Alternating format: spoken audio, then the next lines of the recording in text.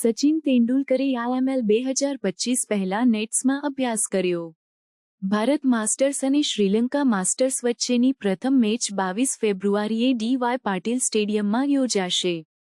ભારતીય ક્રિકેટના દિગ્ગજ ખેલાડી સચિન તેંડુલકરે ઇન્ટરનેશનલ માસ્ટર્સ લીગ (આઈએમએલ) 2025ની શરૂઆત પહેલા નેટ્સમાં અભ્યાસ કર્યો, જેનો વીડિયો સોશિયલ મીડિયા પર વાયરલ થયો છે. આ વીડિયોમાં તેંડુલકર તેમના પ્રખ્યાત શોટ્સ જેમ કે સીધી ડ્રાઇવ, ફ્લિક અને કટ રમતા જોવા મળે છે, જે તેમના ચાહકો માટે આનંદનો વિષય બન્યો છે. આઈએમએલ 2025ની શરૂઆત 22 ફેબ્રુઆરી 2025ના રોજ ડી.વાય. પાટીલ સ્પોર્ટ્સ એકેડેમી, નવી મુંબઈ ખાતે ભારત માસ્ટર્સ અને શ્રીલંકા માસ્ટર્સ વચ્ચેના મુકાબલાથી થશે.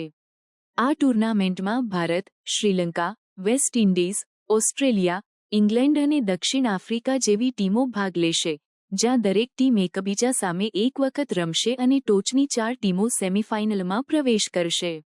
સચિન તેંડુલકર, જેઓ ભારત માસ્ટર્સ ટીમના કેપ્ટન છે, શ્રીલંકા સામેની મેચ માટે ઉત્સાહિત છે. તેમણે જણાવ્યું કે શ્રીલંકા સામે રમવું હંમેશા ખાસ રહ્યું છે અને આ ટુર્નામેન્ટમાં ફરીથી તે અનુભવ મેળવવાની તક મળવી આનંદની વાત છે.